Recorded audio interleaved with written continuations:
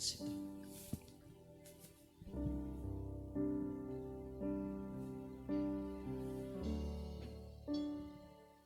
Sebab Kau besar, perbuatanmu ajaib, tiada seperti Engkau, tiada seperti Engkau. Sebab Kau besar, perbuatanmu ajaib, tiada seperti Engkau, tiada seperti Engkau. Sebab Kau besar, perbuatanmu ajaib, tiada seperti Engkau, tiada seperti Engkau. Sebab Kau besar, perbuatanmu ajaib, tiada seperti Engkau, tiada seperti Engkau. Saya menjemput jemaat untuk bangkit berdiri. Kita akan nyanyikan pujian ini dari awal. Kemuliaan, kami beri hormat bagimu Tuhan. Kami mengangkat suara pujian. Kami agungkan Engkau Tuhan. Beri kemuliaan dan hormat. Ku angkat suara pujian, ku agungkan nama-Mu. Sebab Kau besar, perbuatanmu ajaib, tiada seperti Engkau,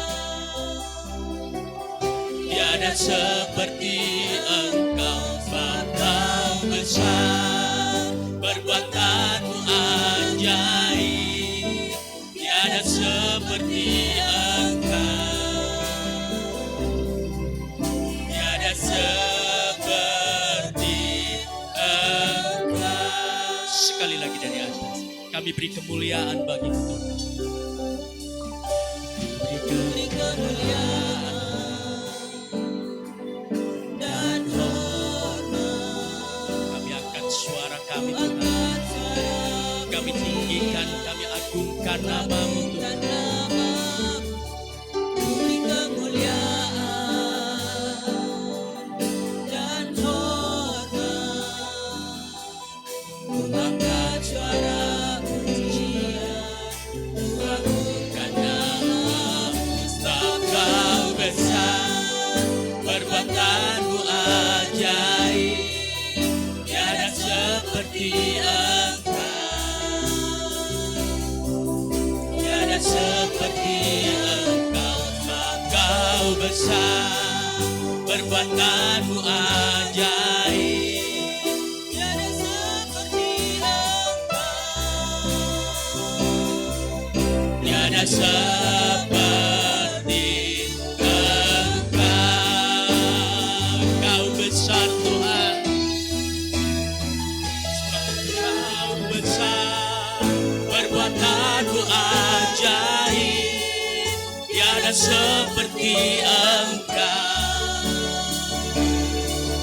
tiada seperti Engkau. Sebab Kau besar, perbuatanmu ajaib, tiada seperti Engkau, tiada seperti Engkau, tiada seperti Engkau, tiada seperti-Mu Tuhan.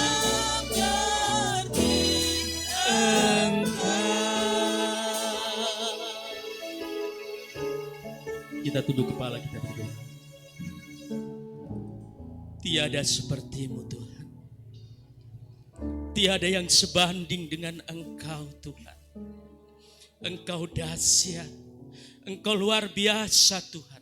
Engkau layak ditinggikan, Engkau layak diagungkan Tuhan. Dan Engkau layak untuk menjadi yang terutama di dalam hidup kami. Terima kasih Tuhan, terima kasih. Terima kasih buat keadaan yang baik, suasana yang baik. Bahkan kesempatan yang baik yang Kau berikan kepada kami. Sehingga kami boleh ada, boleh hadir di tempat ini.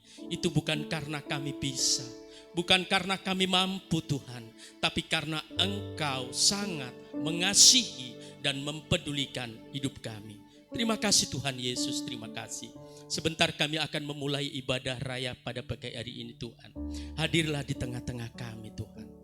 Lakukan perkara besar di tengah-tengah kami Tuhan. Terutama dalam keubahan kehidupan kami, perilaku kami, karakter kami Tuhan.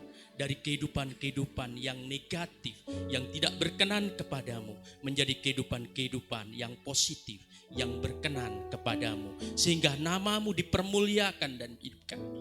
Terima kasih Tuhan, terima kasih dari awal, pertengahan hingga akhirnya ibadah raya pada pagi hari ini. Biarlah Engkau sendiri yang beracara, Engkau sendiri yang mengurapi imam-imam musik, memakai tangan-tangan mereka untuk memuji-muji Tuhan. Dan kami song leader singer, dan pujian yang setiap kami yang sudah kami siapkan, Engkau urapi supaya puji-pujian ini dapat mengundang hadirat-Mu dan memenuhi tempat ini dan juga menyukakan dan menyenangkan hati Tuhan.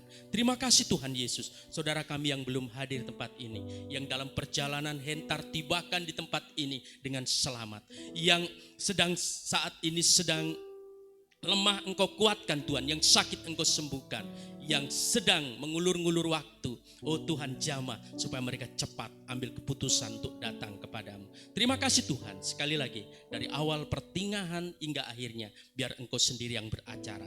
Di dalam nama Tuhan Yesus Kristus, haleluya, amin. Saudara silakan duduk.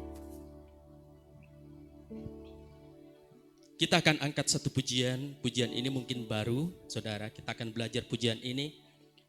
Pujian ini membawa pesan, yaitu bahwa ketika kita bersama berjumpa, mengalami perjumpaan dengan Yesus, kita akan mengalami perubahan yang luar biasa. Karena Yesus ada bersama dengan kita. Kita hidup di dalam rancangan Tuhan dan hidup kita bisa menjadi berarti.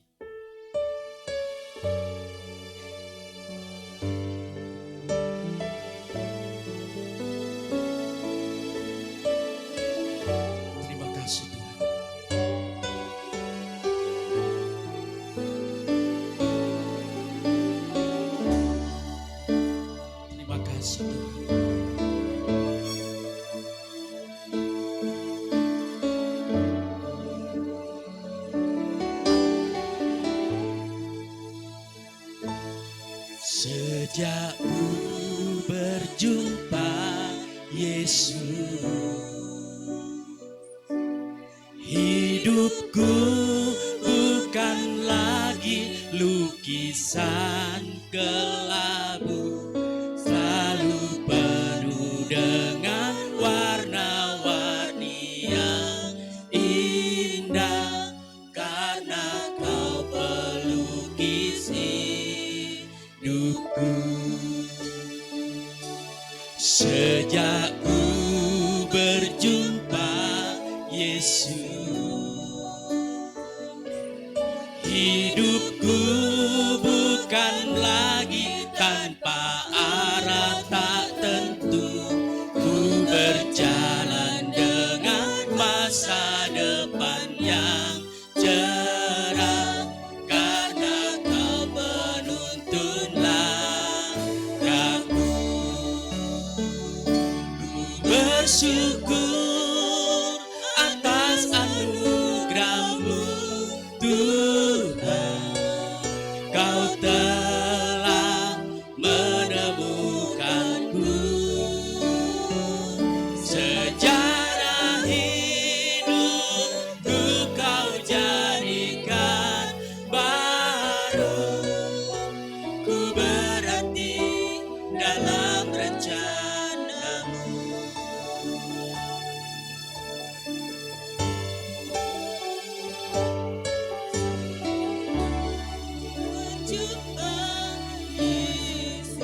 Amin.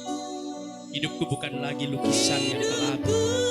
Bukan lagi lukisan kelabu, Selalu penuh dengan warna-warni yang indah, karena kau pelukis hidupku. Sejak ku berjumpa Yesus, hidupku bukan lagi tanpa arah tak tentu. Ku berjalan dengan masa depan yang cerah, karena kau menuntun langkahku. Bersyukur atas anugerah-Mu, Tuhan. Kau telah menemukanku. Sejarah hidupku Kau jadikan baru. Ku berarti dalam rencana-Mu. Sekali lagi saudara, angkat pujian ini dari awal. Sejak ku berjumpa Yesus, hidupku bukan lagi lukisan kelabu, selalu penuh dengan warna-warni yang indah, karena kau pelukis hidupku. Sejak ku berjumpa Yesus,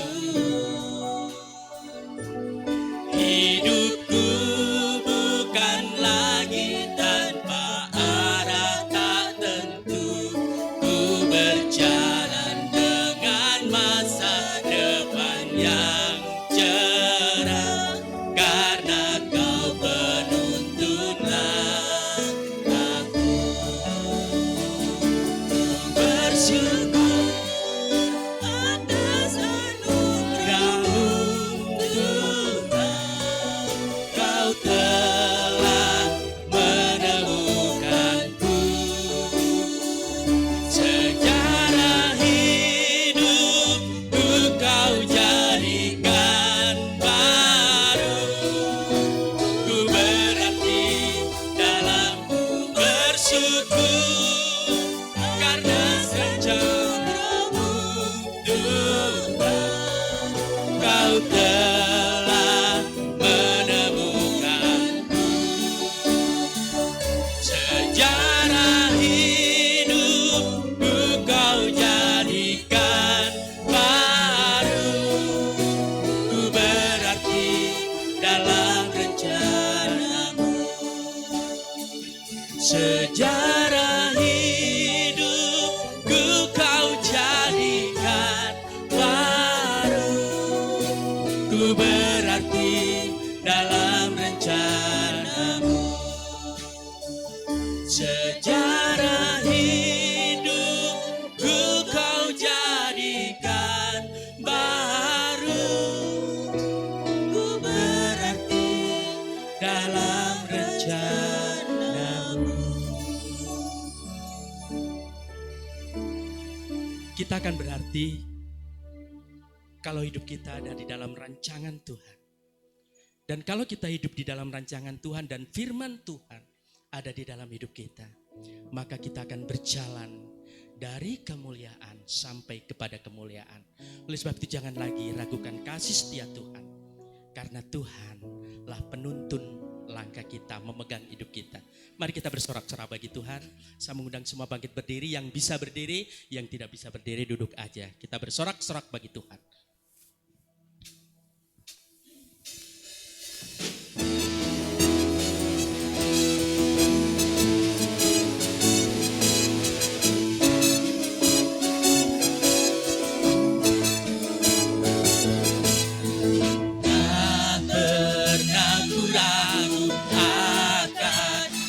kesetiaan-Mu, Kau pegang hidupku. Sepenuh jiwaku ku yakin dan percaya, Kau tuntun langkahku. Yesus Kaulah, Yesus Kaulah Raja dalam hidupku, berkuasa berjaya untuk selamanya. Hanya Kau Tuhan, sumber kekuatan, kuasa-Mu tercurah bagiku senantiasa. Denganmu Tuhan, ku kan berjalan dari kemuliaan sampai kemuliaan selamanya.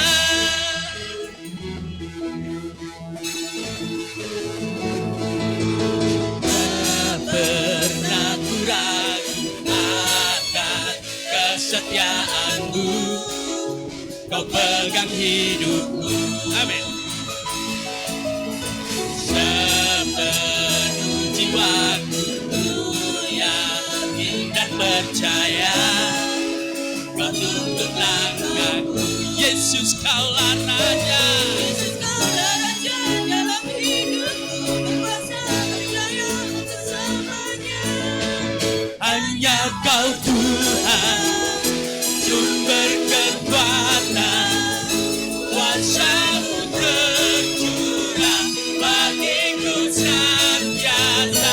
Denganmu Tuhan, ku kan berjalan dari kemuliaan sampai kemuliaan. Hanya Kau Tuhan, sumber kekuatan, kuasa-Mu tercurah Bagiku senantiasa, denganmu Tuhan, ku kan berjalan dari kemuliaan sampai kemuliaan selamanya. Kembali ke atas sekali lagi. Tak pernah ku ragu akan kesetiaan-Mu, Kau pegang hidupku. Sepenuh jiwaku ku yakin dan percaya, Kau tuntun langkahku. Yesus Kaulah Raja dalam hidupku, berkuasa berjaya untuk selamanya. Hanya Kau Tuhan, sumber kekuatan, kuasa-Mu tercurah bagiku senantiasa. Denganmu Tuhan, ku kan berjalan dari kemuliaan sampai kemuliaan. Hanya Kau Tuhan, sumber kekuatan, kuasa-Mu tercurah bagiku senantiasa. Denganmu Tuhan, ku kan berjalan dari kemuliaan sampai kemuliaan, dari kemuliaan sampai kemuliaan, dari kemuliaan sampai kemuliaan selamanya. Saudara silakan duduk, puji Tuhan.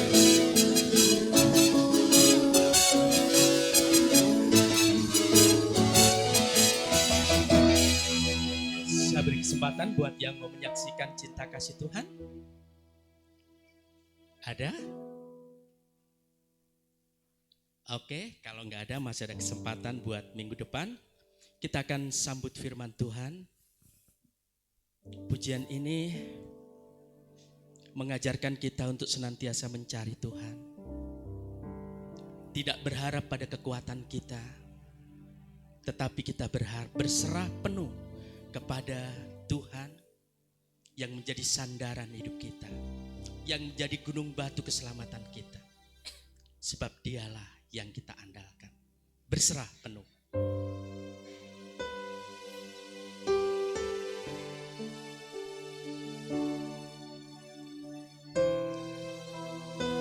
Kami berserah penuh kepada-Mu, Tuhan.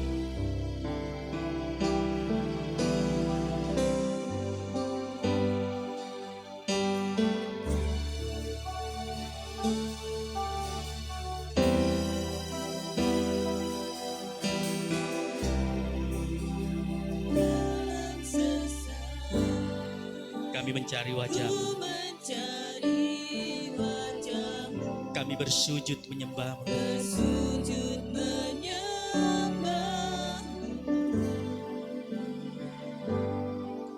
Tak lagi berharap pada kekuatanku, ku berserah penuh. Kembali ke atas dalam sesat. Dalam sesat ku mencari wajah-Mu, bersujud menyembah. Tak lagi berharap pada kekuatanku, ku berserah penuh. Sandaran hidupku, gunung batu dan kesendunganku, sampai akhir ku nyatakan, Yesus, hanya Engkau yang ku andalkan.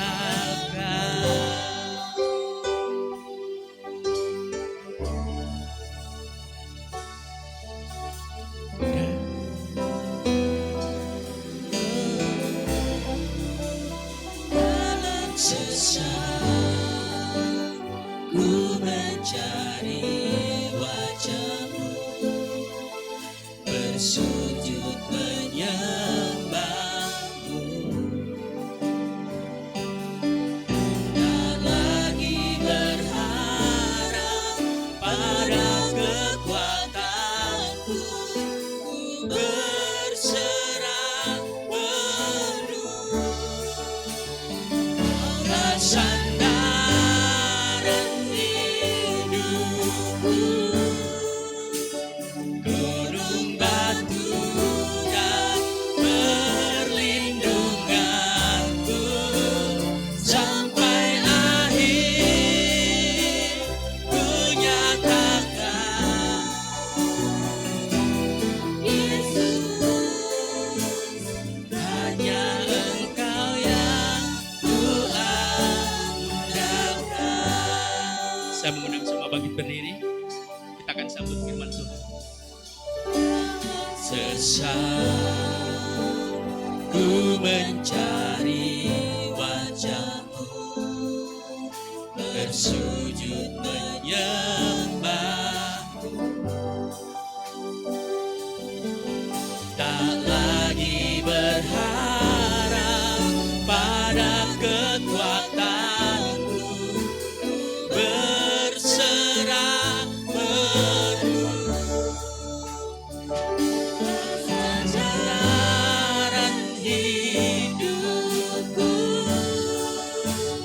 gunung batu dan perlindunganku, sampai akhir ku nyatakan, Yesus, hanya Yesus.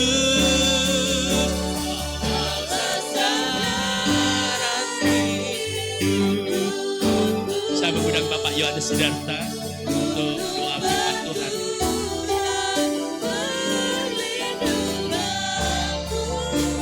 Sampai akhir ku nyatakan, Yesus,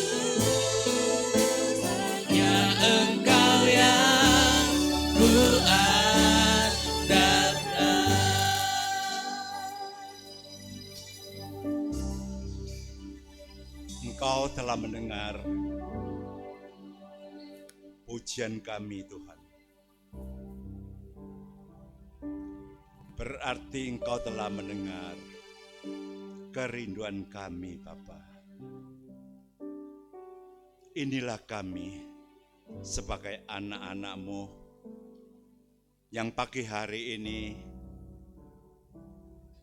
mempunyai suatu keinginan bersama memuji memuliakan nama-Mu. Karena kami yakin dan percaya Bapa, pujian yang kami persembahkan pagi hari ini merupakan berbau harum di hadirat-Mu. Karena dupa itulah Bapa, Engkau akan membawa sesuatu arti yang sesungguhnya, saling merindukan, saling merasakan, dan saling mengharapkan. Tibalah saatnya Bapa saat ini kami akan mendengarkan sebagian dari firman-Mu. Kau urapi hamba-Mu yang telah mempersiapkan firman-Mu ini Tuhan. Bahkan tambahkan roh hikmat-Mu pada hamba-Mu yang Kau percayakan untuk memberitakan firman ini. Urapi Tuhan, urapi. Kuasa-Mu nyatakan sehingga apa yang kami dengar, apa yang kami rasakan pagi hari ini merupakan sukacita penuh di dalam firman-Mu. Berfirmanlah Bapa, kami siap mendengarkan dan kami siap melakukan firman-Mu itu. Di dalam nama Tuhan kami Yesus Kristus, kami alaskan doa kami, mengucap syukur kami. Haleluya. Amin.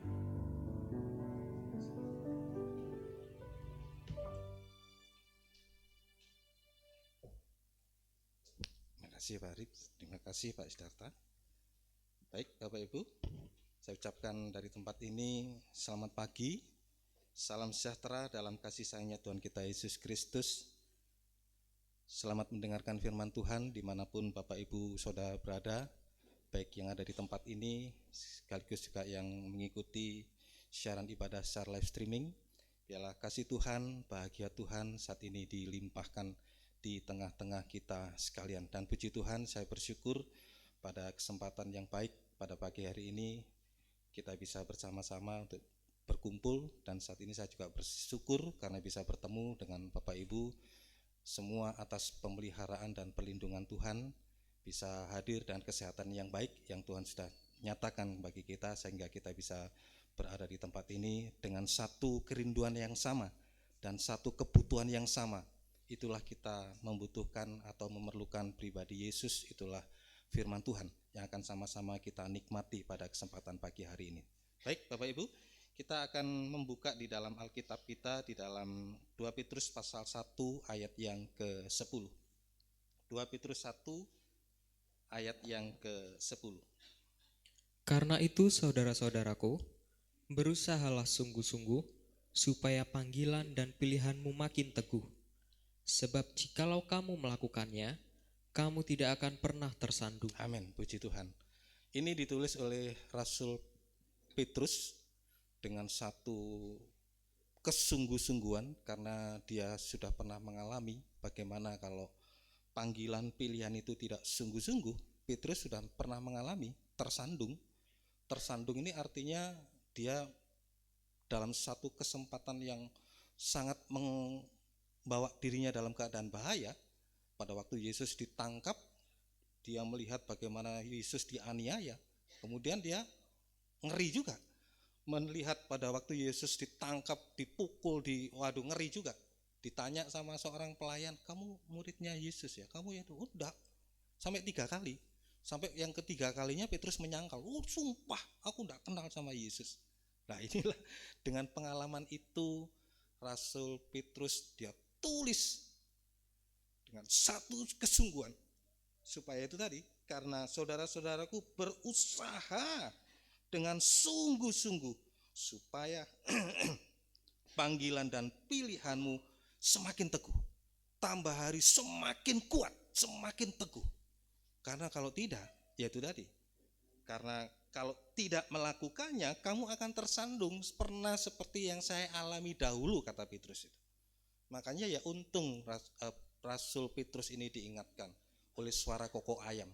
Pada waktu Petrus mengatakan, wah aku rela mati, rela di penjara dan mati bersama dengan engkau. Tapi Yesus mengatakan, sebelum ayam berkokok 3 kali engkau sudah menyangkal aku. Bayangkan, 3 kali menyangkal Yesus. Ini artinya dia menyangkal Allah Tritunggal.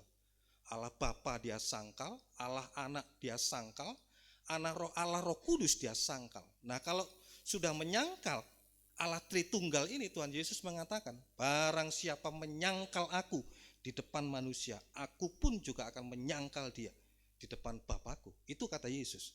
Sebenarnya sudah tidak ada harapan bagi Petrus ini sudah. Karena dia juga dengan sumpah-sumpah menyangkal Tuhan Yesus. Sebenarnya tidak ada harapan. Tapi untunglah Petrus ini ditolong oleh suara kokok ayam. Suara, mungkin saya yakin suara kokok ayam itu bukan 1 kali, 2 kali, enggak. Berulang-ulang. Pertama kali Petrus enggak sadar. Enggak sadar lagi. Entah berapa kali pada waktu itu. Disadarkan oleh suara kokok ayam. Barulah Petrus sadar. Setelah Petrus sadar, dia melihat Yesus. Dan Yesus juga melihat Petrus di situ. Ketemulah pandangan demi pandangan, karena penyesalan yang luar biasa. Kalau tanpa ada penyesalan, tidak mungkin Petrus bisa melihat Yesus. Makanya dari sini Petrus bisa melihat Yesus. Karena dia menyesal dengan sungguh-sungguh. Penyangkalannya itu. Dia, kalau saudara baca di situ, dia menangis terseduh-seduh. Penyesalannya luar biasa. Sehingga akhirnya dia bisa melihat Yesus, dan Yesus bisa memperhatikan Petrus. Luar biasa. Dan Petrus tertolong pada waktu itu. Nah inilah Petrus menuliskan dengan sungguh-sungguh, karena itu berusaha dengan sungguh-sungguh supaya panggilan pilihanmu tambah hari semakin kuat, semakin teguh. Kalau kamu melakukannya itu, kamu tidak akan pernah tersandung. Tidak akan pernah tersandung. Artinya tersandung Bapak Ibu, yang pertama, artinya tersandung ini saat menghadapi masalah, saat menghadapi pencobaan apapun juga yang terjadi di dunia ini. Karena kita tahu dunia ini seperti padang gurun yang banyak sekali badai, topan. Kalau di dalam lautan dunia, gelombang angin yang sangat dahsyat yang bisa menenggelamkan anak-anak Tuhan, pelayan Tuhan, bahkan juga seperti saya juga, hamba-hamba Tuhan bisa tenggelam. Makanya kalau tidak sungguh-sungguh tersandung. Artinya tersandung yaitu tadi, saat menghadapi masalah, saat menghadapi pencobaan di bidang apapun juga. Masalah ekonomi barangkali, seringkali itu tadi, banyak rumah tangga hancur hanya karena masalah ekonomi ini. Istilah dunia mengatakan kalau ada uang, abang disayang. Kalau tidak ada uang, abang ditendang. Ya itulah terjadi betul-betul. Masalah ekonomi banyak menjadi penghancur dalam rumah tangga. Tetapi kalau sama-sama suami istri ini sama-sama kuat dalam panggilan pilihan Tuhan, saat menghadapi masalah ekonomi pun juga tidak akan bisa tersandung. Tidak akan bisa tersandung. Dan menghadapi apa saja, pencobaan juga, angin, gelombang, masalah pencobaan yang mustahil bagi manusia. Nah, tidak akan gampang untuk kecewa. Artinya tidak tersandung itu Bapak Ibu, saat menghadapi masalah, saat dan juga pencobaan, tidak gampang kecewa, tidak gampang kecewa, tidak gampang putus asa, apalagi tinggalkan Tuhan. Tidak ikut-ikut Tuhan, masa ikut Tuhan kok masalahnya bertubi-tubi, tidak selesai-selesai, belum lagi selesai, ini tambah itu. Waduh, akhirnya itu tadi, gampang tersandung. Nah, inilah makanya Rasul Petrus sungguh-sungguh menekankan, karena itu berusaha dengan sungguh-sungguh supaya panggilan pilihanmu itu semakin kuat, semakin teguh. Saat menghadapi masalah pencobaan, kita tidak gampang kecewa, putus asa, apalagi tinggalkan Tuhan, tetapi tetap mengiring Tuhan. Amin Bapak Ibu. Nah, inilah maksudnya di situ. Panggilan dan pilihan Tuhan kalau semakin teguh, halangan apapun juga, pencobaan juga, baik juga bisa melalui suami istri juga, pulang-pulang dari gereja, tiba-tiba langsung suaminya atau istrinya marah-marah. Nah, kalau sudah tidak panggilan, tidak pilihan, tidak kuat, nah, sudah akhirnya terjadi perang Brontoyudo akhirnya. Menghadapi suami istri yang cerewet barangkali, enggak suka. Waduh, sudah suaminya ngomong sak kecap, istrinya berkecap-kecap, enggak tahan suaminya. Akhirnya pulang dari tempat ibadah, wah akhirnya bertengkar. Sampai dilihat sama orang lain, wah bagaimana ini pulang dari gereja, seharusnya dapat berkat kok bertengkar gitu. Wah, nama Tuhan bukan dipermuliakan, tapi dipermalukan. Ya itulah karena tadi itu. Karena sekali lagi karena panggilan dan pilihan itu tidak kuat. Makanya saat menghadapi masalah, menghadapi pencobaan, nah gampang tersandung, gampang kecewa, gampang putus asa, apalagi sampai tinggalkan Tuhan. Ini yang pertama, gampang tersandung. Kemudian yang kedua, Bapak Ibu, tidak gampang tersandung artinya tidak gampang untuk jatuh ke dalam dosa sampai puncaknya dosa. Ingat Bapak Ibu, dosa ini yang pertama adalah, kalau sistemnya dosa, kalau Bapak Ibu lihat dibaca di Wahyu di situ, dosa ini caranya yang pertama bukan memaksa, enggak, merayu. Merayu dulu, kalau merayu enggak bisa, paksa.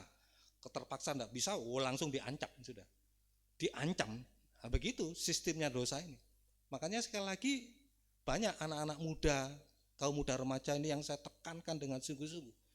Karena bukan dengan ancaman saja, dirayu saja sudah jatuh di situ.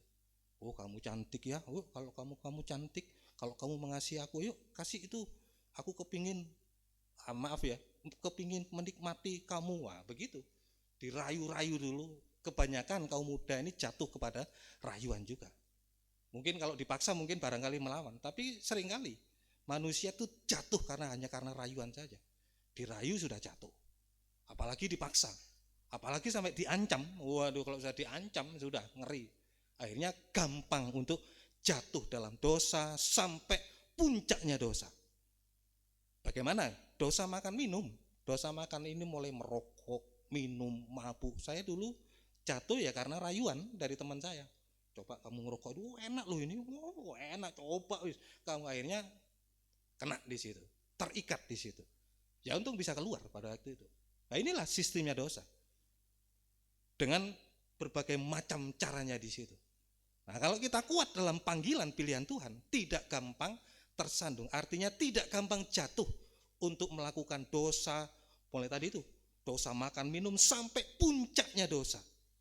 Mulai dari percabulan, tontonan-tontonan yang tidak baik. Nah, tontonan-tontonan tidak baik bisa di mana-mana. Bahkan sampai ada di saku kita ini.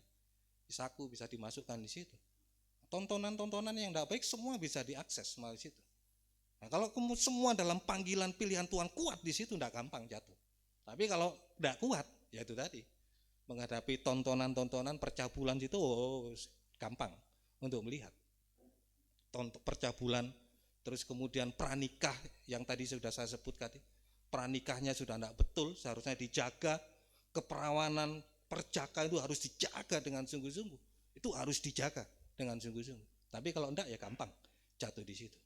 Sampai akhirnya nikah yang salah, kawin campur, kawin cerai dan kawin mengawinkan dengan siapa saja, laki-laki dengan laki-laki, perempuan dengan perempuan. Waduh sudah, sekarang marak terjadi. Bahkan semua sudah melegalkan hal itu. Bahkan maaf permisi bicara, sampai dengan binatang juga.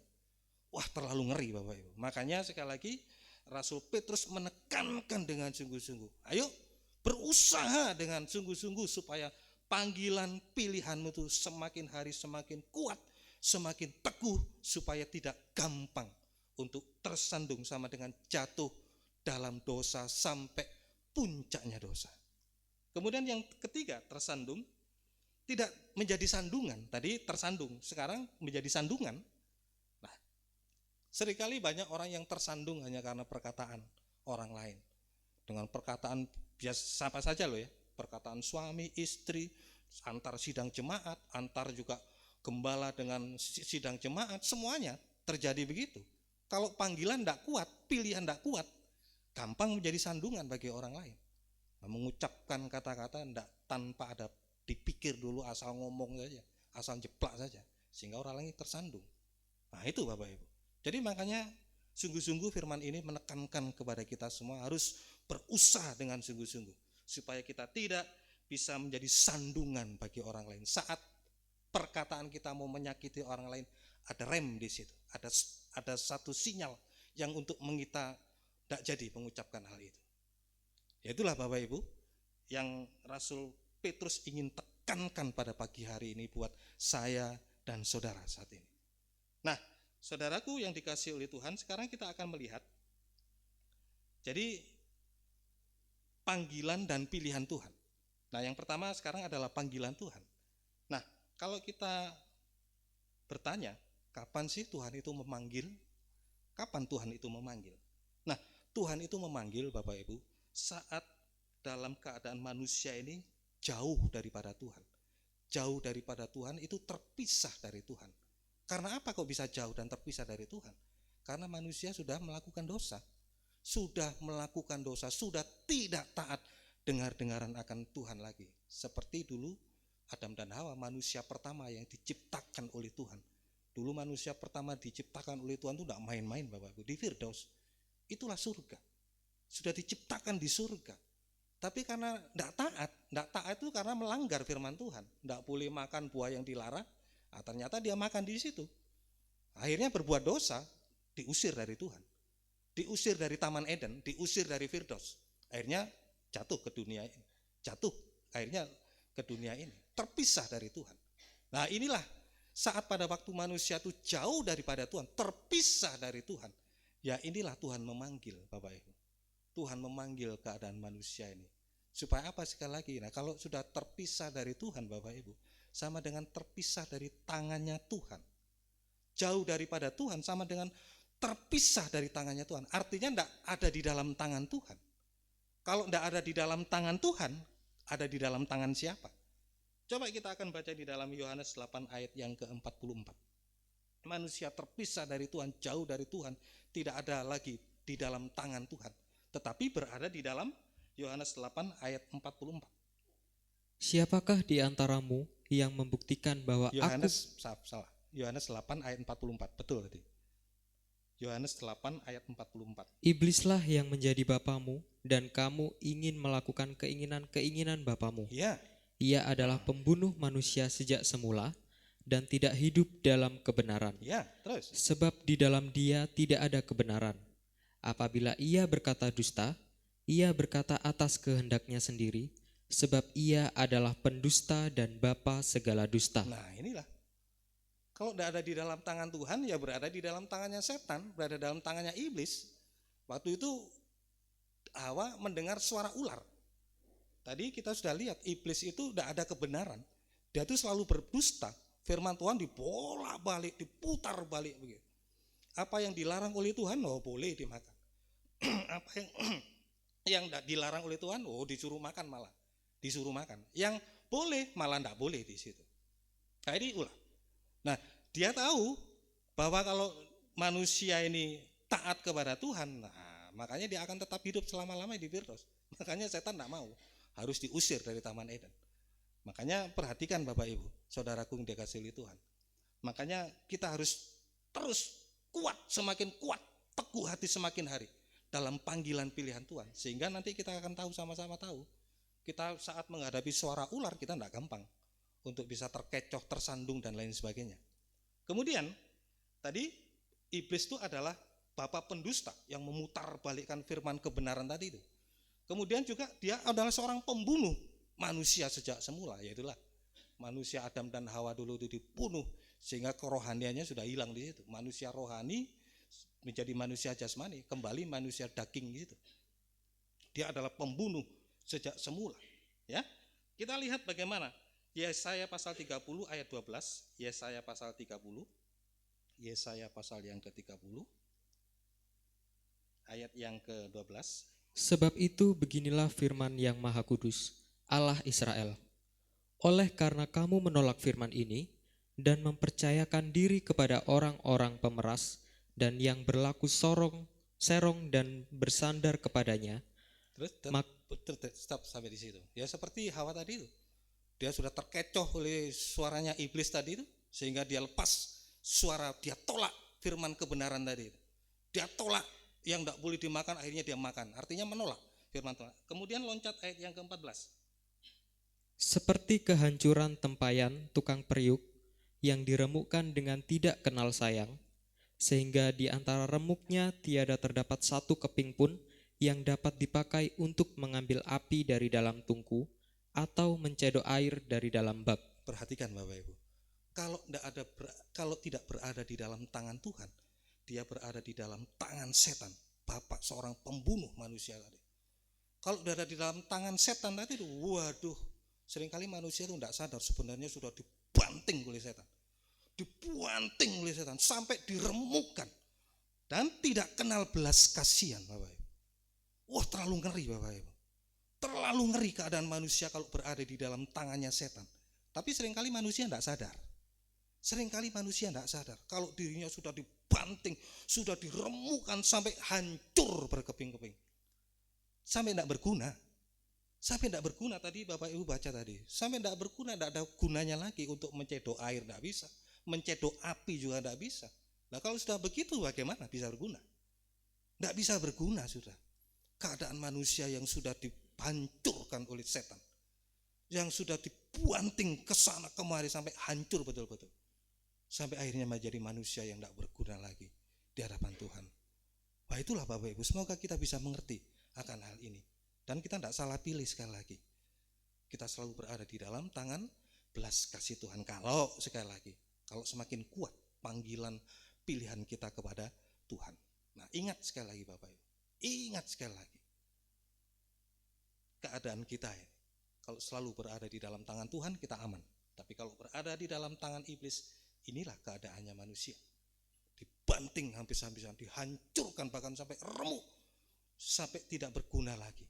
Untuk mencedok tidak bisa, untuk apa-apa juga tidak bisa. Sudah, kalau kehidupan manusia seperti itu apa gunanya? Apa faedahnya? Tidak ada artinya sudah kehidupan yang seperti itu. Semoga kita bisa mengerti dengan sungguh-sungguh. Nah, sekarang kita akan lihat bagaimana sih Tuhan memanggil itu manusia yang sudah jauh terpisah dari Tuhan. Bagaimana panggilan Tuhan itu? Kita akan baca di dalam Matius pasal 11 ayat yang ke-28 terlebih dahulu. Matius pasal yang ke-11 ayat yang ke-28. Marilah kepadaku, semua yang letih lesu dan berbeban berat, aku akan memberi kelegaan kepadamu. Nah, ini panggilan Tuhan bagi manusia tadi yang sudah jauh, yang sudah terpisah dari Tuhan. Wah, tadi kita sudah sama-sama dengarkan keadaan manusia sebenarnya, ya itulah yang terjadi. Tapi seringkali manusia tidak sadar kalau sudah terpisah, yang sudah mau dihancurkan sampai seperti itu, manusia tidak sadar. Nah, makanya sekali lagi Tuhan, untunglah Tuhan yang masih ingat. Untunglah Tuhan yang masih ingat bagi kita. Wah, ini saat ini makanya kita bersyukur memiliki pribadi Yesus. Dia adalah Tuhan yang sungguh kasih setianya, kemurahannya bagi kita tuh luar biasa. Dia ingat manusia yang jauh daripada Tuhan akan mengalami hal seperti itu.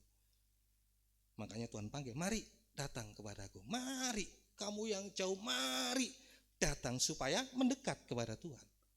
Supaya mendekat kepada Tuhan. Ya, bagaimana keadaannya manusia tadi itu? Yang tadi saya sampaikan tadi itu, kalau lama-lama dibiarkan. Ya, dimulai dari sini. Semua yang letih, lesu dan berbeban berat. Inilah keadaan manusia yang sudah jauh daripada Tuhan. Keadaannya letih, lesu, beban berat. Beban yang paling berat dalam kehidupan manusia itulah beban dosa. Semakin hari kita berbuat dosa, semakin kita bertambah beban kita. Besok lagi kita berbuat dosa, bertambah juga bebannya. Tambah hari semakin berat dosa itu. Yang membuat manusia tadi itu, nah itu tadi saya katakan, tidak sadar kalau betul-betul dibanting sama Tuhan, sama setan nanti. Tidak sadar manusia. Enjoy sampai dibuat enjoy dalam dosa. Nah, inilah keadaannya manusia yang terpisah dari Tuhan dan yang jauh dari Tuhan. Dia akan mengalami letih, lesu dan berbeban berat. Berbeban berat. Makanya Tuhan memanggil manusia, Tuhan tidak ingin manusia berlarut-larut di dalam keletih lesuan, beban berat sampai betul-betul binasa selama-lamanya. Makanya Tuhan panggil, mari datang kepadaku, hai kamu yang berletih lesu dan berbeban berat, aku akan memberi kelegaan kepadamu. Luar biasa panggilan Tuhan.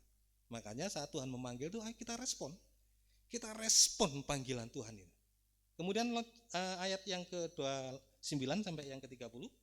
Pikulah kuk yang kupasang dan belajarlah kepadaku, karena aku lemah lembut dan rendah hati, Luar biasa pribadi Tuhan. Terus dan jiwamu akan mendapat ketenangan. luar biasa. Jadi Sebab, terus sebab kuk yang kupasang itu enak dan bebanku pun ringan. ya.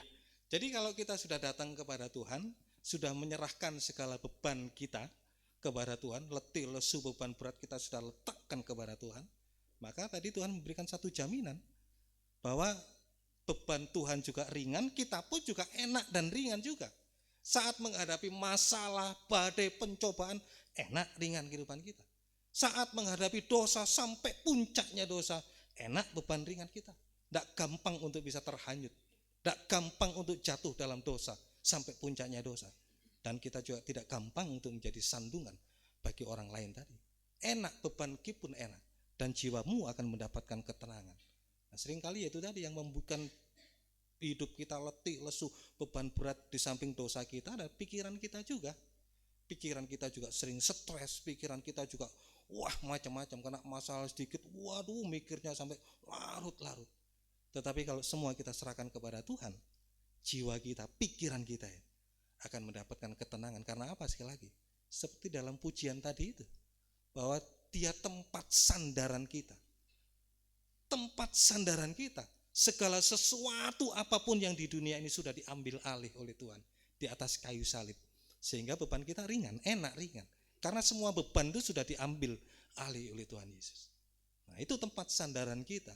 Sehingga kita enak. Kalau kita sudah menyandarkan segala beban kita kepada Tuhan, maka kita ringan. Tapi kalau kita pikul sendiri, kita tanggung sendiri beban kita, semakin lama semakin berat. Tetapi kalau kita sandarkan kepada Tuhan, enak sudah. Artinya menyandarkan itu segala beban ya, segala beban mulai dari kepala sampai tubuh, kaki, kita sandarkan itu segala beban kita sandarkan kepada Tuhan. Tuhan yang menanggung segala beban hidup kita sehingga kehidupan kita enak dan ringan. Jiwa kita pun juga akan merasa tenang. Nah, ini kalau sudah tenang, damai sejahtera, sudah enak sudah. Kalau mengarungi di dalam lautan, kalau tidak ada ombak, kalau tenang bisa sampai ke dalam tempat tujuannya. Tapi kalau ombaknya banyak, susah. Bisa sampai membalikkan arah tujuan kita. Tapi kalau ombaknya sudah tenang gitu, bisa meluncur sudah ke tempat pelabuhan yang baru, pelabuhan damai sejahtera. Nah, itulah yang Tuhan janjikan kepada kita. Nah, semoga kita bisa mengerti. Nah, inilah panggilan Tuhan, Bapak Ibu. Ini panggilan kita. Nah, makanya itu saat Tuhan memanggil, kita merespon panggilan Tuhan. Nah, sekarang kita akan lihat bagaimana panggilan Tuhan itu. Jadi kebutuhan kita itu adalah suara panggilan Tuhan. Tadi saya sudah menyebutkan bahwa manusia hidup berbeban berat diibaratkan sama seperti bangsa Israel dulu itu dalam perjalanannya di padang gurun. Di padang gurun itu. Nah, itu. Jadi satu yang kita butuhkan, panggilan Tuhan itu diibaratkan seperti sama dengan Amsal 25 ayat yang ke-25. Amsal 25 ayat yang ke-25. Seperti air sejuk bagi jiwa yang dahaga, demikianlah kabar baik dari negeri yang jauh.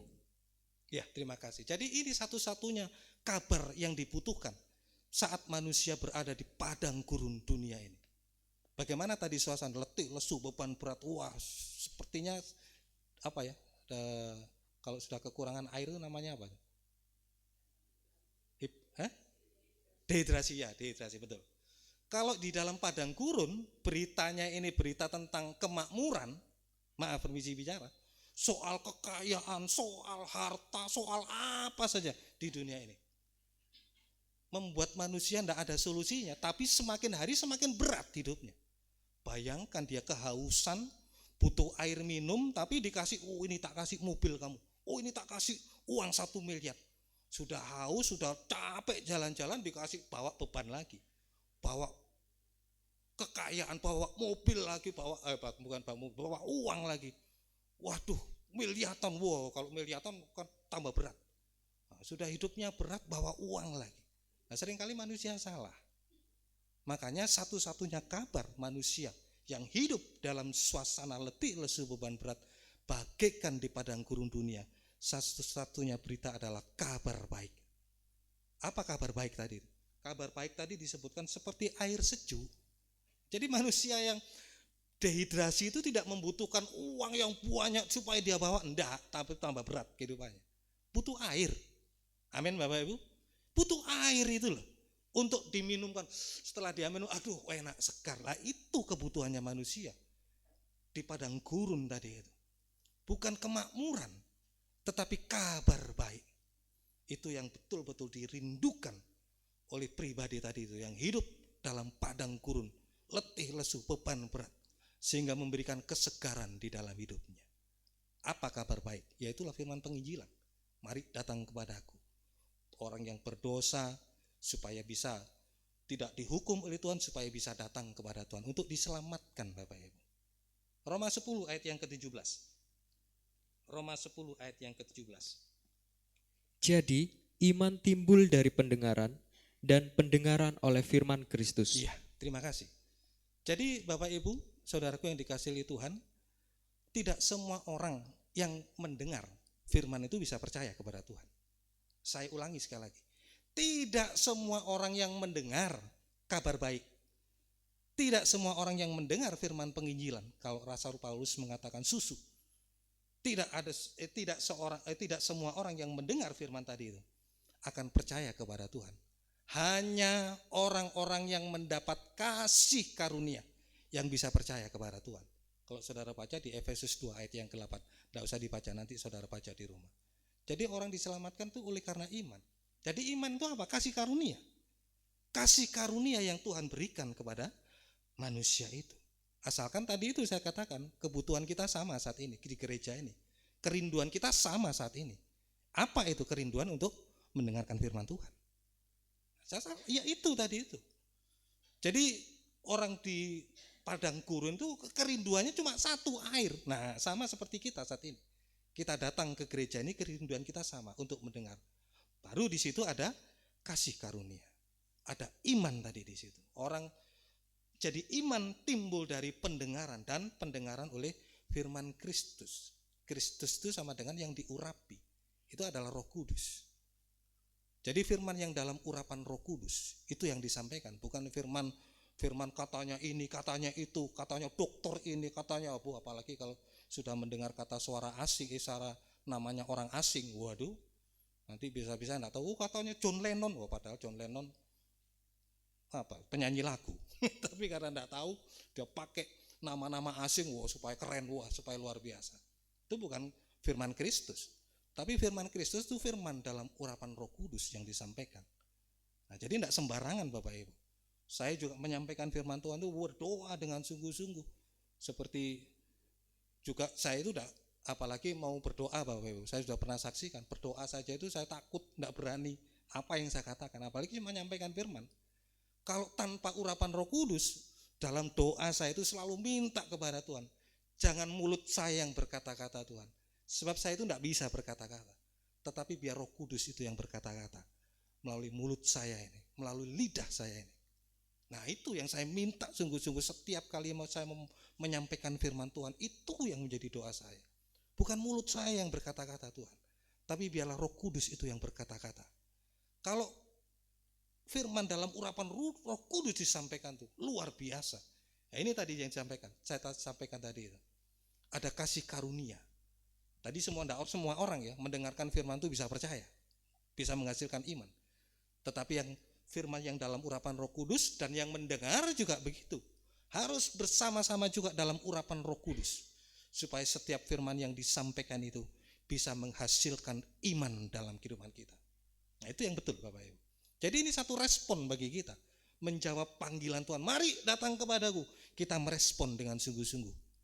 Dengan satu kebutuhan karena kita membutuhkan air tadi itu. Sehingga menghasilkan iman tadi. Menghasilkan iman. Itu respon kita. Ya, jadi prakteknya kita merespon panggilan Tuhan.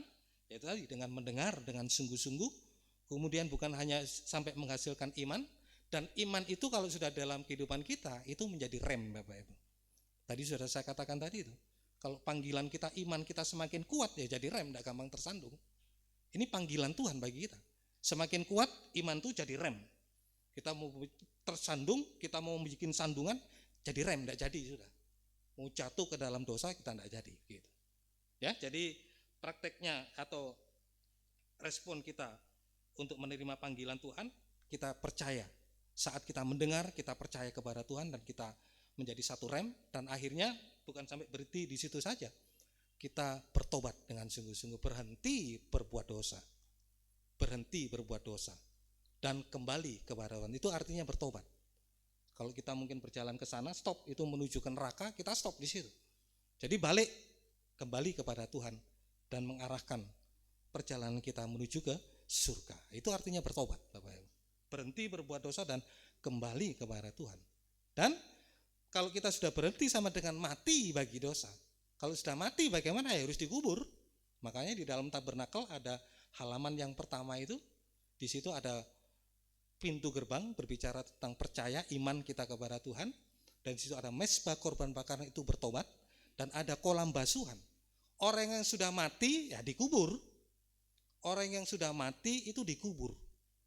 Yang namanya dikubur ya bukan hanya tangan saja, kaki saja, tapi namanya dikubur mulai dari ujung rambut sampai ujung kaki. Nah, itulah mati bagi dosa. Mati bersama kematian Tuhan Yesus, kemudian bangkit di dalam kebangkitan Tuhan Yesus, mati bagi dosa dan bangkit bersama dengan Yesus. Hidup di dalam pimpinan Roh Kudus, hidup di dalam urapan Roh Kudus. Sama dengan hidup baru. Ya, tadi nyanyian yang kedua yang kita sudah nyanyikan. Dulu manusia kelam, tidak ada lukisannya, tetapi sekarang sudah dilukis menjadi manusia yang baru di hadapan Tuhan. Bagaimana manusia baru itu? Ya, bagaimana manusia yang baru itu? Manusia yang baru. Manusia yang baru itu tadi saya katakan seperti Yesus. Begitu Tuhan Yesus mati, dikubur, keluar dari air, kemudian langit terbuka, ada merpati turun.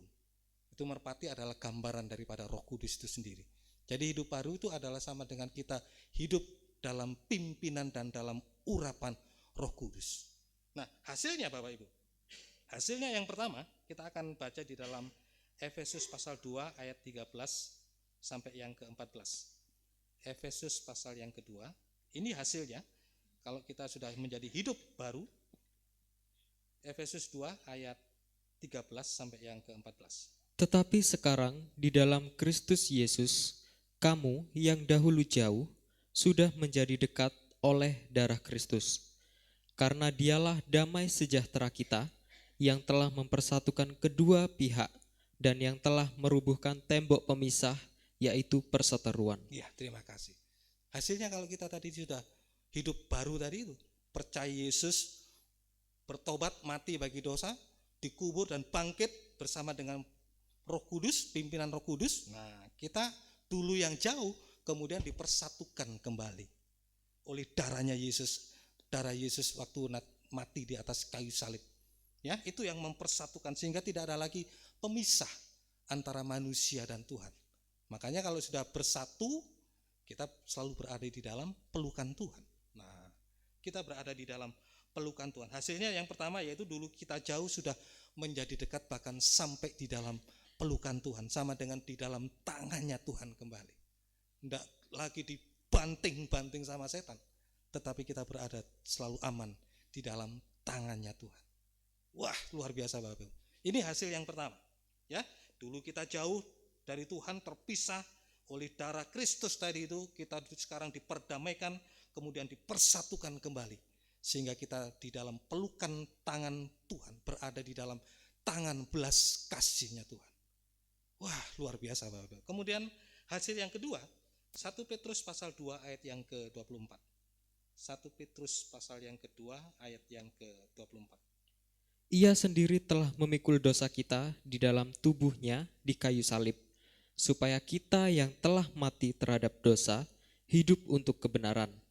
Oleh bilur-bilurnya kamu telah sembuh. Ya, jadi jelas kalau kita sudah namanya hidup baru, sudah meninggalkan dosa-dosa kita, sama dengan sudah meninggalkan hidup kita yang lama tadi itu ya, tadi yang sudah disinggung oleh WL pemimpin pujian tadi.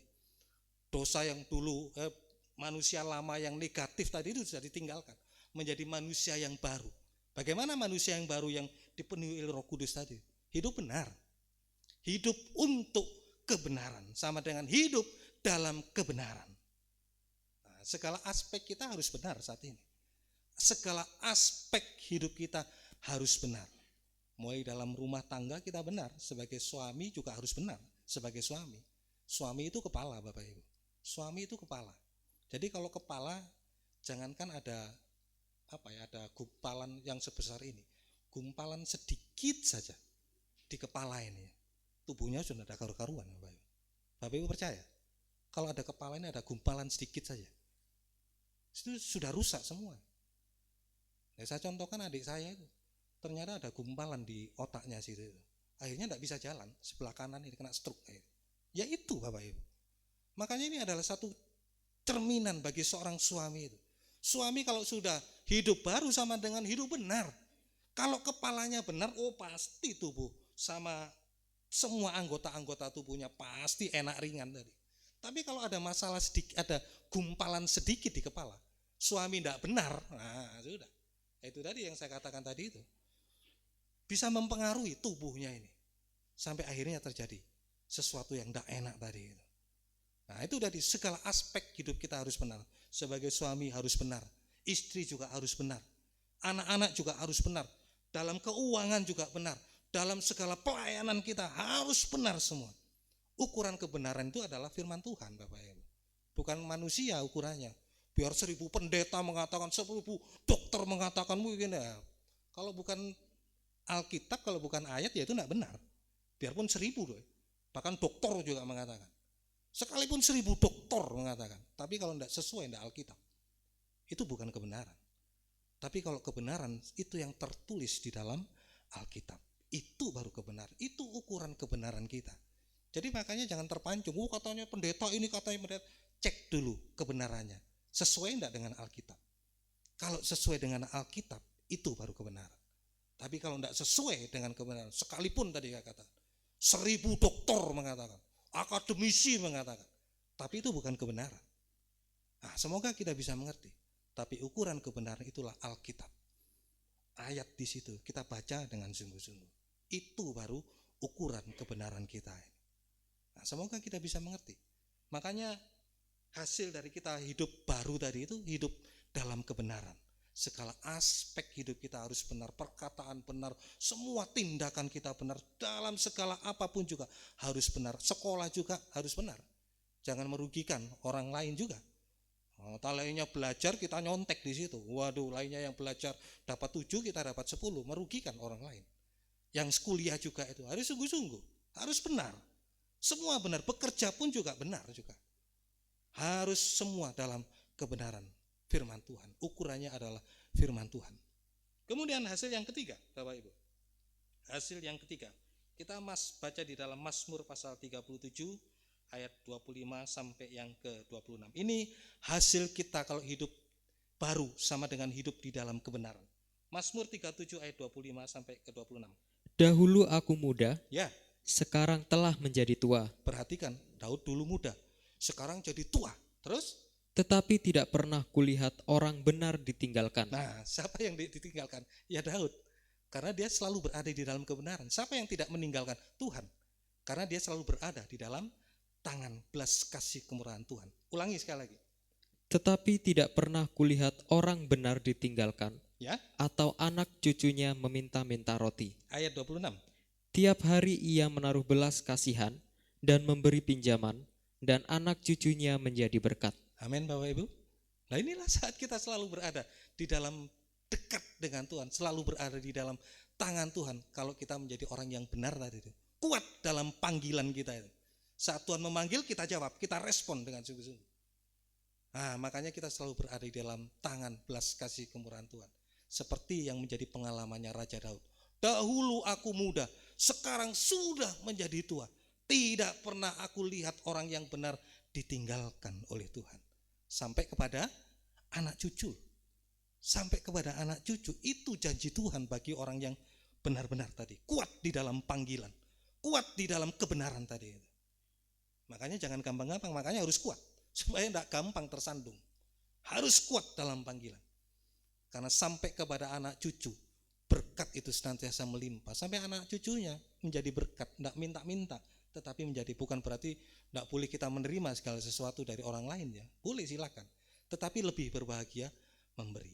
Nah, lebih berbahagia memberi. Tapi ya itu tadi, tidak pernah ditinggalkan oleh Tuhan sampai kepada anak cucu kita diberkati oleh Tuhan.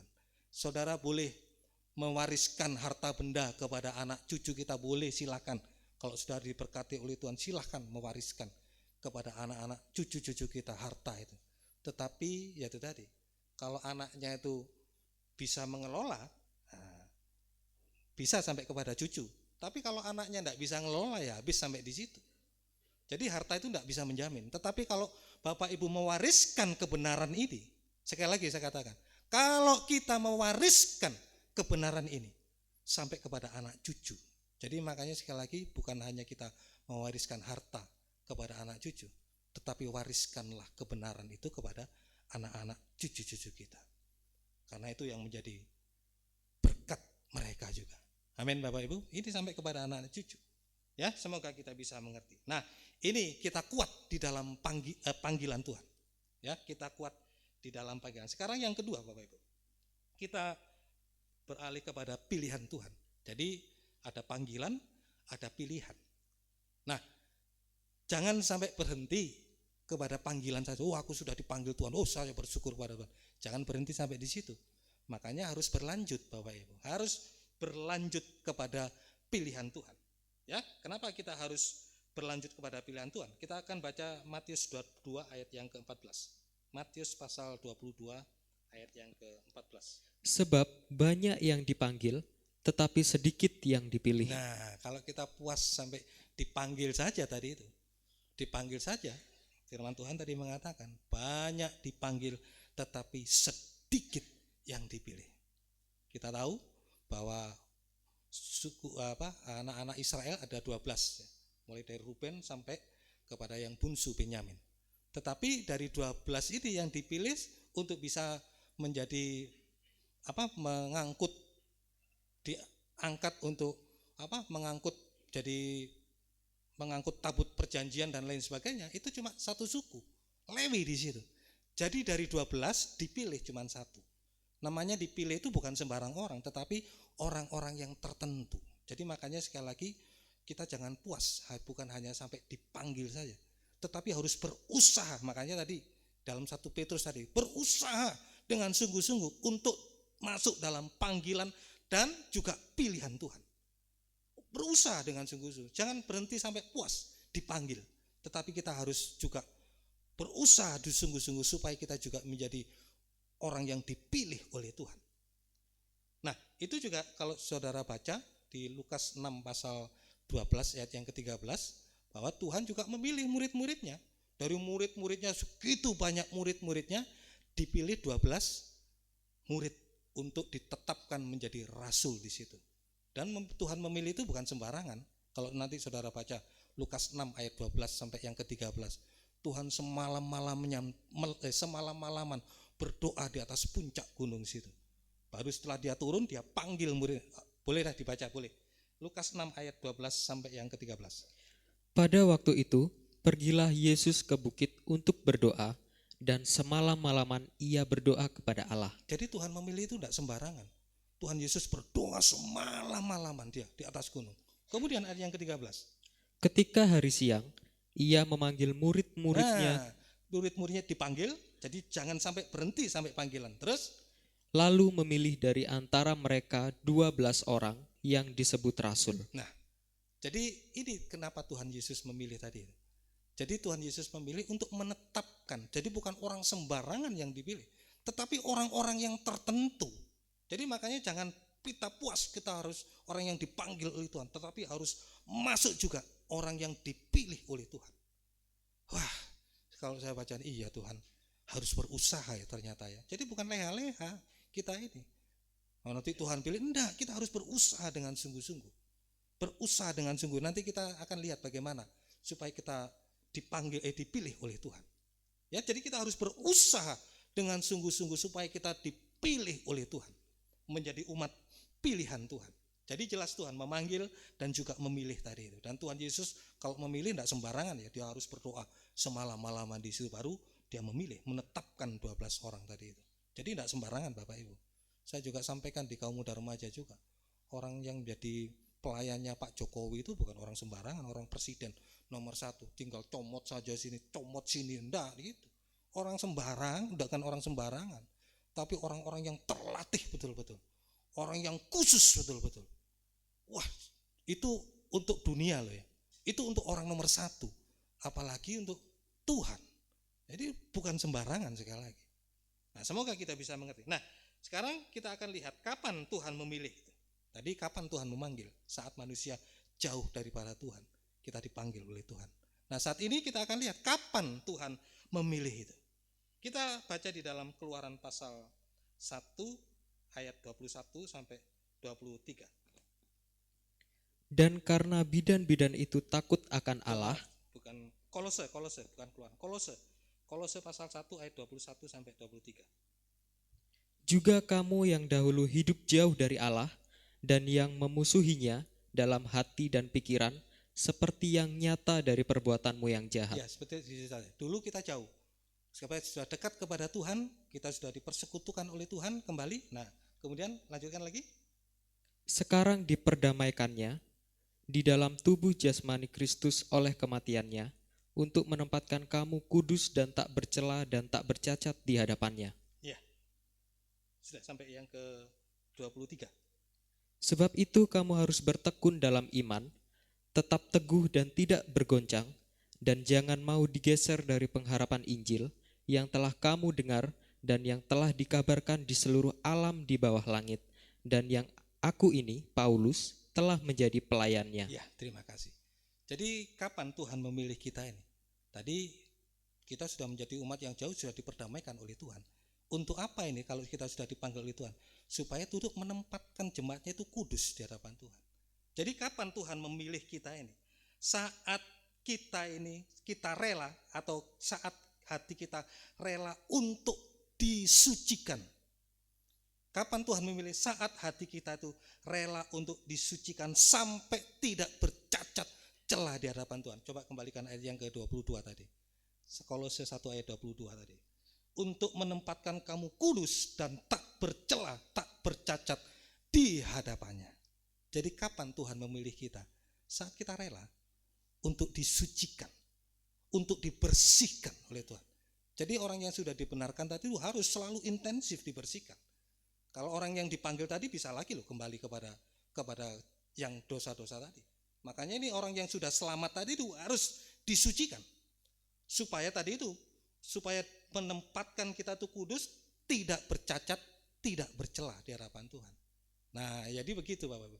Jadi kapan kita dipilih oleh Tuhan, yaitu tadi saat hati kita itu merela untuk disucikan, untuk dibersihkan, sampai kita tidak bercacat celah di hadapan Tuhan. Ya memang tidak enak Bapak Ibu. Saat disucikan, dikucek, kalau Bapak Ibu punya baju yang kotor itu, saat dikucek tidak mungkin sampai 1 kali sudah selesai. Tidak, nodanya itu yang dituju. Jadi kalau ada noda di situ ya itu terus diucek, masih ada lagi, kasih sabun lagi, ucek lagi begitu.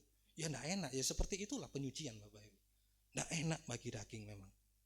Wow, saya dulu pernah mengalami hal itu Bapak Ibu, sebelum saya ngerti firman Tuhan. Waduh, firman Tuhan bagikan, kok begitu firman Tuhan, kok selalu nyinggung terus. Padahal tidak nyinggung, tidak ada yang bisiin, tidak ada yang ngomong sama pendeta, tidak ada yang ngomong ini begini, tidak ada. Tapi begitu firman itu menunjuk dosa, itu adalah kasih kemurahan Tuhan sebenarnya. Itu adalah kasihnya Tuhan sebenarnya Bapak Ibu. Jadi makanya jangan ada orang yang sakit hati sebenarnya. Nah itu kalau kita mau dipilih oleh Tuhan. Makanya hati kita harus rela untuk disucikan, untuk dibersihkan. Supaya kita tuh menjadi suci, supaya kita menjadi kudus, tidak bercacat, tidak bercelah di hadapan Tuhan. Nah itu loh. Jadi ini yang tadi saya katakan, kapan kita dibersihkan? Ya saat hati kita rela. Jadi makanya saat ada firman yang begitu tajam, sangat keras, tidak enak bagi telinga, ya jangan ngamuk, jangan marah. Tidak ada yang bisiin pendeta, tidak ada. Hanya Tuhan yang tahu sampai kedalaman hati. Ya itulah kebutuhan dari sidang jemaat. Untuk apa? Sekali lagi itu kasih Tuhan tadi itu untuk memilih kita. Kalau kita rela hati kita disucikan, saat itulah Tuhan memilih kita, Bapak Ibu. Tadi itu saya katakan, tidak sembarangan orang yang dipilih oleh Tuhan. Tertentu juga, seperti tadi dalam panggilan tadi, tidak semua orang yang mendengar bisa percaya. Demikian pula juga dengan orang yang dipilih oleh Tuhan. Tidak semua orang bisa dipilih. Sebab ada orang yang marah juga. Kalau yang marah tidak mau dengar firman Tuhan, kalau Bapak Ibu baca di Yohanes 6 ayat yang ke-60, pada waktu Yesus mengatakan perkataannya keras, murid-muridnya pada waktu ngamuk. Siapa yang bisa mendengar perkataan yang keras itu? Mulai daripada itu semua tinggalkan Yesus. Tinggal ke 12 murid. Tinggal 12 murid. Ditanya juga sama Tuhan, kamu tidak pergi juga sama orang-orang itu? Tapi Petrus menjawab, enggak Tuhan, kepada siapa kami mau pergi? Nah itu. Jadi kapan Tuhan memilih? Saat kita rela, hati kita tuh rela untuk dibersihkan dari segala cacat celah kita ini. Supaya kita betul-betul menjadi umat yang kudus di hadapan Tuhan. Tidak bercacat celah untuk ditempatkan di hadapan Tuhan. Wah, luar biasa Bapak Ibu. Jadi bukan orang sembarangan sekali lagi. Hanya orang-orang yang mau saja. Yang mau dibersihkan oleh Tuhan. Nah, semoga kita saat ini juga sama juga. Seperti 12 murid. Ayo berusaha dengan sungguh-sungguh. Karena ini kasih Tuhan untuk memilih kita lewat penyucian. Kita betul-betul disucikan oleh Tuhan. Ya, nah, dengan apa? Firman yang bagaimana? Firman penyucian itu. Kita coba baca Yohanes 15 ayat yang ketiga. Yohanes 15 ayat yang ketiga. Kamu memang sudah bersih karena firman yang telah kukatakan kepadamu. Kamu sudah bersih lewat firman yang kata Yesus. Ini adalah perkataan Yesus sendiri. Firman yang katakan kepadamu. Jadi firman penyucian itu adalah perkataan Yesus sendiri. Ya itulah yang dikatakan, yang saya katakan sekali lagi, sering saya katakan. Itulah firman pengajaran yang benar. Perkataan Yesus sendiri. Atau disebutkan kalau di dalam boleh dibaca Matius 25 ayat yang ke-6. Matius 25 ayat yang ke-6. Waktu tengah malam terdengarlah suara orang berseru, mempelai datang, songsonglah dia. Iya. Jadi satu-satunya yang dibutuhkan untuk penyucian kita, untuk pembersihan kita di tengah-tengah dunia yang menjelang di tengah malam ini. Di kaum muda saya mengatakan ada 4 waktu. Tengah malam itu menunjuk puncak-puncaknya kegelapan sudah di situ. Manusia sudah masuk dalam puncak kegelapan, dosa-dosa semakin meningkat. Itulah tengah kegelapan. Satu-satunya kabar yang dibutuhkan bukan lagi hiburan, bukan lagi lawak-lawak. Di sana itu ya enak, yang nyampaikan firman Tuhan lucu. Saya dengar ketawa-ketawa, waduh saya enggak ngantuk, enak. Bukan itu Bapak Ibu. Tadi di padang gurun bukan kabar baik, bukan kemakmuran, tetapi kabar baik yang disampaikan.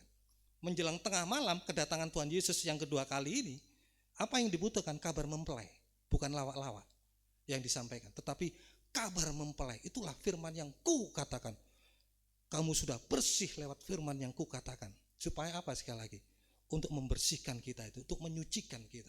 Sampai kita menjadi orang yang kudus di hadapan Tuhan. Tidak bercacat celah. Jadi ini satu-satunya kabar yang dibutuhkan adalah kabar mempelai. Orang bilang sekarang, wah udah kuno, kabar mempelai itu kuno sekarang. Waduh, salah kalau kuno.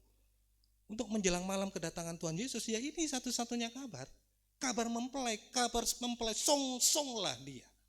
Songsonglah dia, satu-satunya kabar di tengah malam ini. Itulah kabar mempelai, firman pengajaran yang benar, firman yang selalu menunjuk dosa, kesalahan kita ini. Supaya kita betul-betul, kita dipersiapkan menjadi perawan suci di hadapan Tuhan. Masih ingat Rasul Paulus ya? Aku cemburu dengan cemburu ilahi, karena aku mempertunangkan kamu dengan satu laki-laki. Ya inilah hasilnya penyucian kita ini. Kita dipertunangkan dengan satu laki-laki. Masa pertunangan itu satu langkah lagi dengan perkawinan. Jadi masa untuk kawin itu mulai dari pacaran dulu. Pacaran, setelah itu masih satu langkah lagi. Tunangan, satu langkah lagi baru menuju ke pelaminan. Jadi ya itu Bapak Ibu. Satu langkah lagi untuk perkawinan menunjuk data kedatangan Tuhan Yesus kedua kali. Satu-satunya berita yang dibutuhkan adalah kabar mempelai tadi. Sama dengan firman pengajaran yang benar, itu adalah firman yang selalu menunjuk segala dosa, kesalahan kita. 2 Timotius pasal 3 ayat yang ke-16. 2 2 Timotius pasal 3 ayat yang ke-16.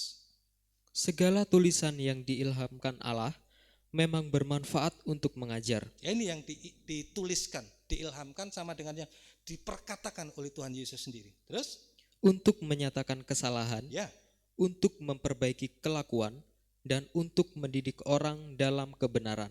ya ini yang satu-satu yang harus kita butuhkan saat ini. Kabar mempelai, kabar di mana memberitakan nanti kedatangan Tuhan Yesus datang kedua kali yang tidak lama lagi di awan-awan yang permai. Sekaligus juga untuk menyucikan, mempersiapkan kita ini menjadi perawan yang suci di hadapan Tuhan, yang akan dipertunangkan dengan satu laki-laki. Nah, semoga kita bisa mengerti. Semoga kita bisa mengerti dan kita tidak akan pernah hilang oleh apapun kabar mempelai ini. Ini adalah orang katakan, oh sudah tidak relevan loh, justru ini yang relevan di tengah-tengah malam ini. Kedatangan Tuhan Yesus yang kedua kali, satu-satunya kabar.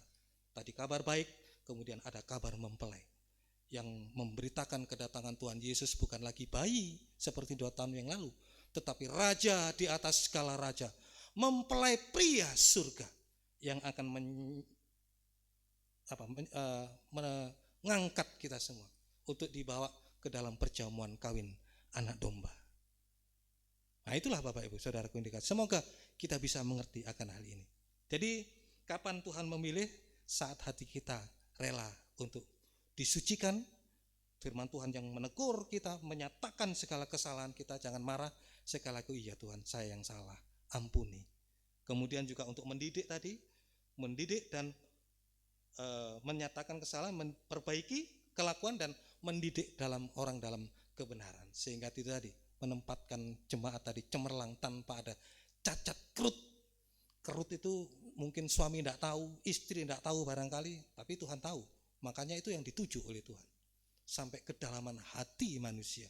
Itu yang betul-betul disucikan betul-betul oleh pedang bermata dua itu. Yang menusuk teramat dalam. Sampai suami tidak tahu, istri tidak tahu. Itu yang ditusuk-tusuk oleh pedang. Nah, supaya semuanya bisa disucikan oleh Tuhan. Layak menyambut kedatangan Tuhan yang kedua kali. Semoga kita bisa mengerti. Nah, sekarang hasilnya Bapak Ibu. Hasilnya yang pertama, 2 Timotius pasal 3 ayat yang ke-17. 2 Timotius pasal 3 ayat yang ke-17. Dengan demikian, tiap-tiap manusia kepunyaan Allah diperlengkapi untuk setiap perbuatan baik. Terus dilanjutkan Efesus 4 ayat 11 sampai 12. Efesus 4 ayat 11 sampai yang ke-12.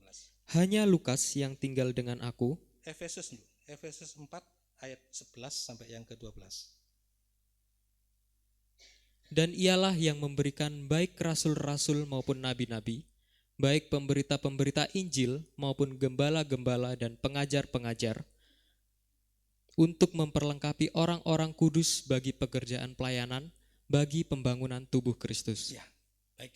Jadi kalau saya tadi, ayat 1 tadi mengatakan kamu yang sudah jauh, untuk dipersatukan, diperdamaikan, dipersatukan, dan untuk ditempatkan jemaat yang kudus. Ayat yang ke-13 tadi, kamu diperlengkapi dengan perbuatan baik. Nah, perbuatan baik ini Bapak Ibu, sama dengan kalau kita sudah disucikan oleh Tuhan, sudah tidak ada lagi keinginan untuk menyakiti sesama, sudah tidak ada lagi. Hanya berbuat baik, tidak membalas kejahatan dengan kejahatan, tetapi membalas kejahatan dengan kebaikan. Sama dengan hanya berbuat baik, tidak merugikan sesama. Itu diperlengkapi dengan perbuatan baik. Sampai perbuatan baik, tadi itu perlengkapan dengan jabatan pelayanan tadi itu. Ada rasul, ada pemberita Injil, ada guru, ada 5 jabatan tadi itu. Yang sekarang bisa dijabarkan dengan pemain musik, WL, siapa saja yang melayani Tuhan. Nah itu, diperlengkapi tadi itu dengan jabatan pelayanan untuk melayani Tuhan. Jadi melayani itu bukan hanya melayani di Tuhan saja, dimulai dari melayani rumah tangga. Suami bisa melayani istri, bagaimana pelayanan suami? Ya mengasihi. Istri juga bisa melayani suami, tunduk kepada suami. Itu pelayanan. Sebelum melayani Tuhan harus melayani rumah tangga dulu. Makanya kita diperlengkapi. Orang yang diperlengkapi itu bukan orang yang pandai, bukan orang yang punya SS gitu ya, S2, S1, S3 itu. Tapi S-nya itu orang yang suci. Memperlengkapi orang yang suci tadi itu. Diperlengkapi dengan jabatan pelayanan supaya bisa melayani dalam rumah tangga. Istri bisa melayani suami, suami bisa melayani istri, anak-anak bisa melayani orang tuanya, orang tua juga bisa melayani anak. Sampai pelayanan yang tertinggi, kita bisa melayani Tuhan sesuai dengan karunia Roh Kudus. Jabatan apa saja di situ kita bisa melayani Tuhan. Nah, itu hasilnya kalau kita hidup suci di hadapan Tuhan. Kalau kita dipilih, disucikan, kita diperlengkapi dengan jabatan pelayanan kita. Mulai dari rumah tangga, suami istri, sampai jabatan pelayanan di gereja. Apapun yang Tuhan percayakan sesuai dengan karunia Roh Kudus. Itu hasil yang pertama. Hasil yang kedua, 1 Petrus 1 ayat yang ke-22. 1 Petrus 1 ayat yang ke-22. Karena kamu telah menyucikan dirimu oleh ketaatan kepada kebenaran, sehingga kamu dapat mengamalkan kasih persaudaraan yang tulus ikhlas. Ya, 1 Petrus ayat 1:22. Salah ini ayatnya 20. Jadi kalau kita udah hidup suci di hadapan Tuhan, kita bisa taat. Kita bisa taat dengar-dengaran akan firman Tuhan. Kenapa sih kita tidak bisa taat? Karena kita tidak suci.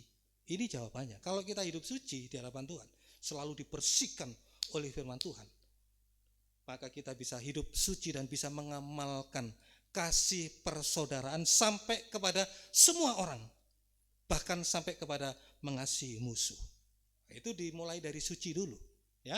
Karena kamu telah menyucikan dirimu dan oleh ketaatan kepada kebenaran. Jadi kita bisa taat dengar-dengaran akan firman Tuhan kalau kita hidup suci. Itu hasil yang kedua.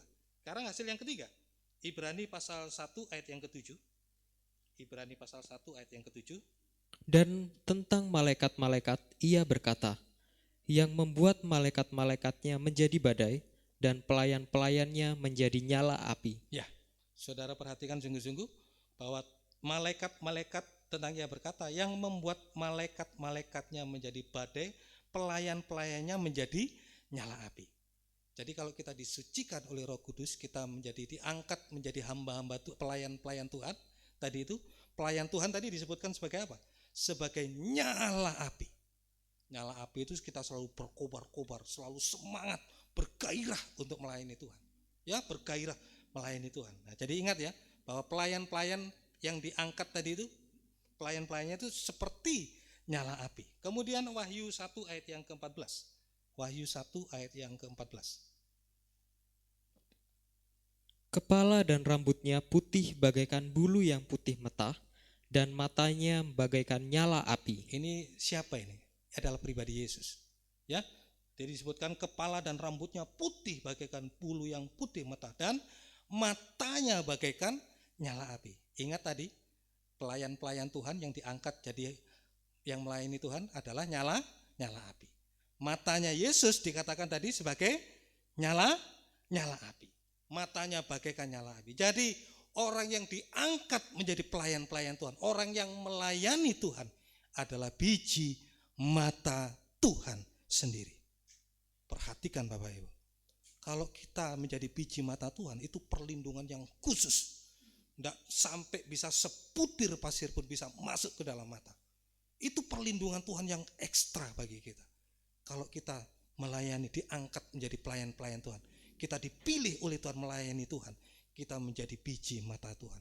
Wah, luar biasa perlindungan Tuhan, luar biasa perhatian Tuhan bagi kita. Ayo, makanya berusaha dengan sungguh-sungguh untuk menjadi orang yang dipilih oleh Tuhan. Nah, sebagai yang ketiga saat ini, sedikit waktu lagi Bapak Ibu, Wahyu 17 ayat yang ke-14. Wahyu 17 ayat yang ke-14.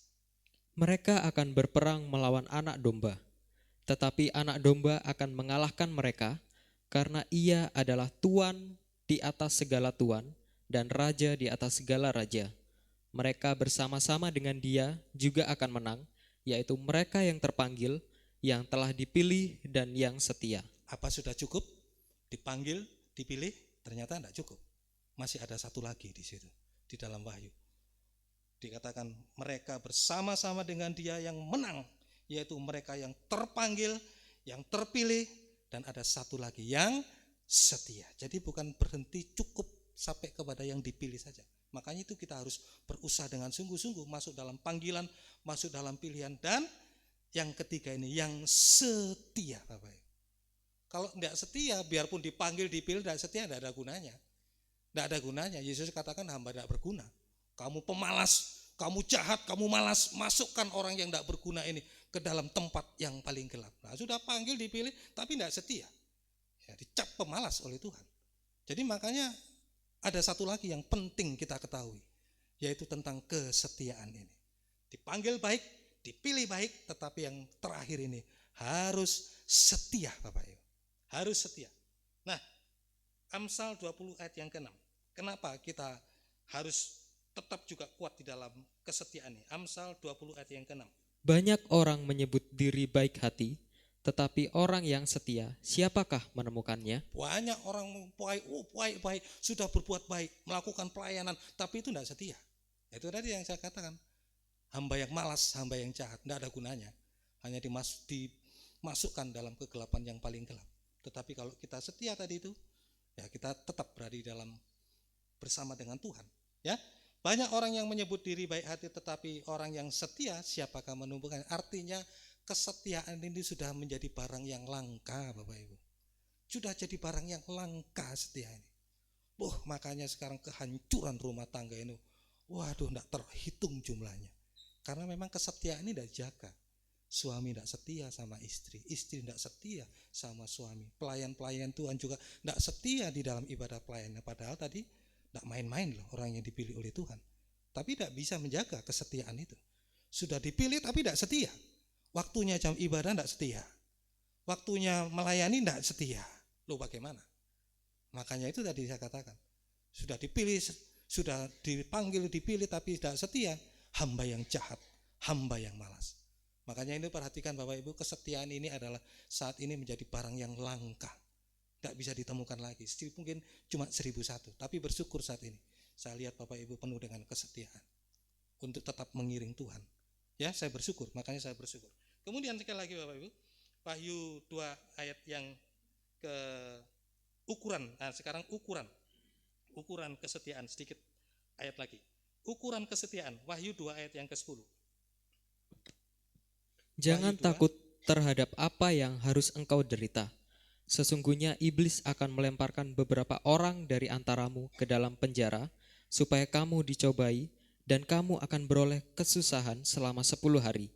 Hendaklah engkau setia sampai mati, dan aku akan mengaruniakan kepadamu mahkota kehidupan. Ya, terima kasih. Jadi ukuran kesetiaan bagi kita saat ini, kalau Yesus dulu taat setia sampai harus mati di atas kayu salib, sekarang ukuran kesetiaan kita itu harus sampai mati juga, sampai garis akhir hidup kita ini. Itu ukuran kesetiaan. Suami juga sampai garis akhir dipisahkan oleh kematian. Itu yang menjadi ukuran kesetiaan dalam rumah tangga. Harus dipisahkan oleh kematian. Dalam penggembalaan, dalam pelayanan juga harus juga dipisahkan juga oleh kematian. Karena itu tadi ukurannya, kesetiaan tadi. Hendaklah kamu setia sampai mati. Ukuran kesetiaan adalah kematian kita ini. Kalau kita belum mati harus tetap setia. Apapun halangannya. Tadi penderitaan itu cuma sedikit, jangan sampai dihalangi. Makanya harus kuat, harus teguh. Panggilan pilihan kesetiaan ini. Tidak bisa dihalangi oleh apapun juga. Sampai garis akhir hidup kita. Nah hasilnya Bapak Ibu, kita diberikan mahkota kehidupan tadi itu. Maka dia akan mengaruniakan mahkota kehidupan. Untuk mahkota kehidupan itu untuk apa? Untuk kita tinggal juga di dalam ayat yang terakhir, Sakaria 8 ayat yang ketiga. Sakaria pasal 8 ayat yang ketiga.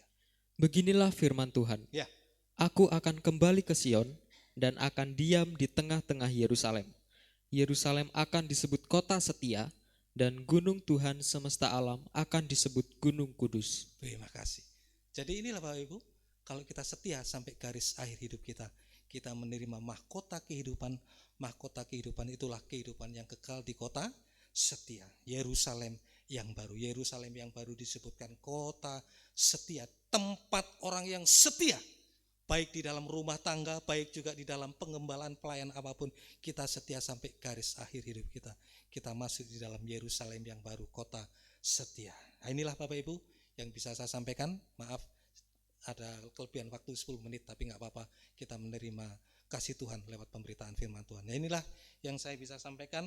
Biarlah sungguh-sungguh Kita harus semakin kuat semakin hari dalam panggilan pilihan sampai kesetiaan kita, karena ada mahkota kehidupan untuk bisa tinggal di dalam kota setia Yerusalem yang baru. Amin. Tuhan Yesus memberkati. Saya undang semua pemain musik, kita akan menyanyikan satu pujian bagi Tuhan.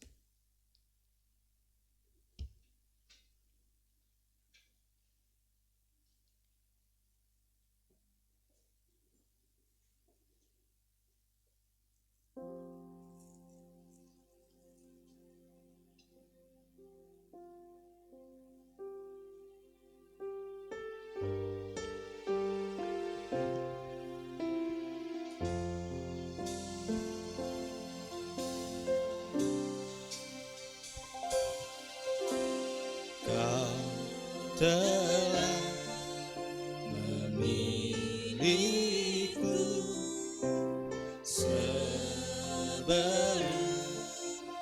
dunia dibentuk, betapa aku bersyukur padamu ya Tuhan Allahku.